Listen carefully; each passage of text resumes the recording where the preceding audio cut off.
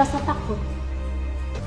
Kita punya badan ini kayak dipegang sembarang gitu.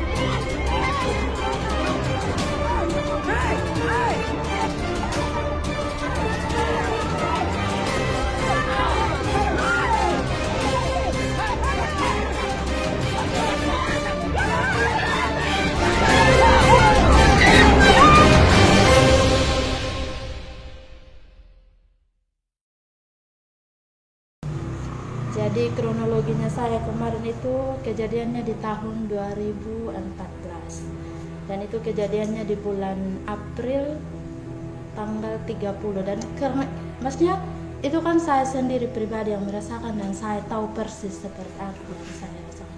Itu kejadiannya di tanggal 30 April 2014 dan itu sementara saya menjalankan kegiatan gereja.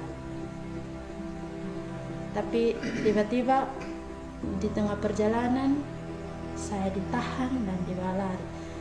Kejadian itu berlangsung bulan April dan saya bertahan sampai dengan 15 Mei saya kembali. Awalnya memang sebagai perempuan yang merasakan itu, saya memang ada dalam suasana hati yang tidak karuan, maksudnya kacau gitu. Misalnya ketika kita diperhadapkan dengan orang yang kita tidak suka, tiba-tiba dibuat hal seperti itu, saya merasa bahwa itu tidak pantas gitu.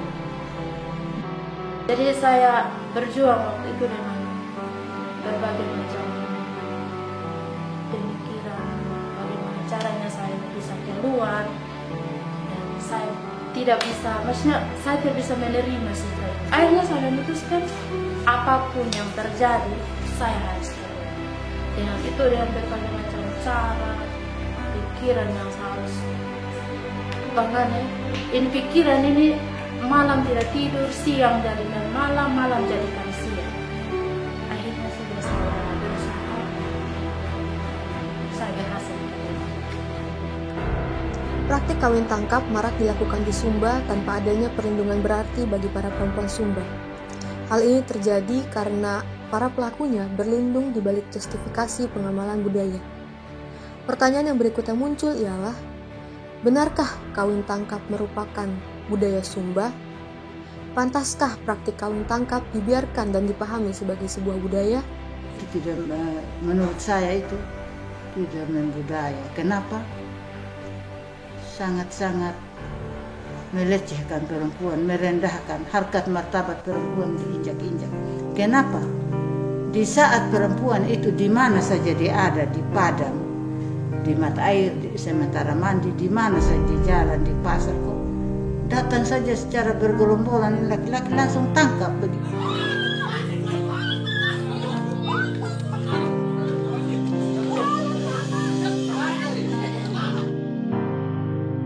Dia sudah melanggar aturan ya, dalam hal kita sebagai perempuan itu harga diri tidak ada.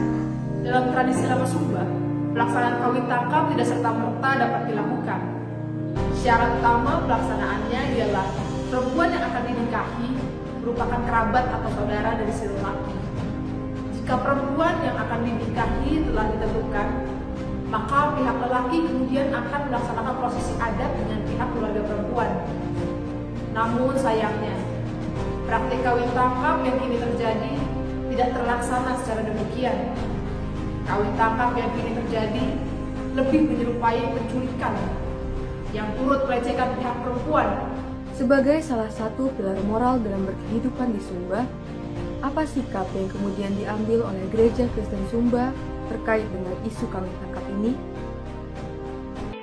Jadi sebenarnya hak mati ini sudah juga DKS sudah berusaha untuk terus menyuarakan supaya ada baiknya, supaya menikah, maksudnya menyederhanakan adat itu dan kemudian menikah dulu, maksudnya mendahulukan yang keputusan gereja secara ini baru kemudian nanti ada istiadat yang disederhanakan ya. Tapi karena orang lebih istiadat ya pada akhirnya ya sudah, ini tantangan terberat bagi DKS. Bagaimana cara menyikapi ya sampai saat ini tetap saya kita pun termasuk saya juga terus bersuara gitu. Pada Maret 2021, Sinode GKS sebagai lembaga kekristenan melaksanakan sidang majelis sinode dan mengeluarkan statement penolakan terhadap kasus kawin tangkap yang terjadi di Sumba. MOU juga dilakukan oleh pemerintah Sumba Tengah dengan ketua adat sebagai bukti nyata penolakan mereka terhadap kawin tangkap. Perempuan harus merdeka.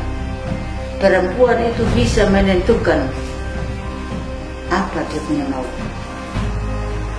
Tidak bisa dengan kekerasan. Bahwa ini suatu hal yang tidak bisa dibenarkan. Ini adalah kejahatan kemanusiaan. Kawin tangkap ini sesuatu yang harus kita hilangkan sekarang. Nasib perempuan Sumba belum sepenuhnya aman.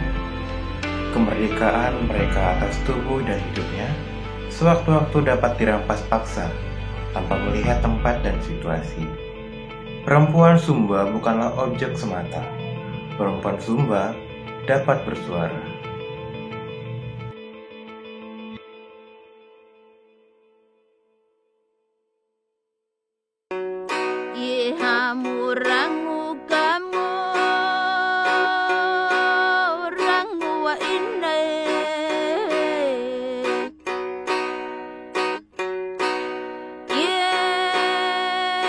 Banyamundu ya mapa ananggama inai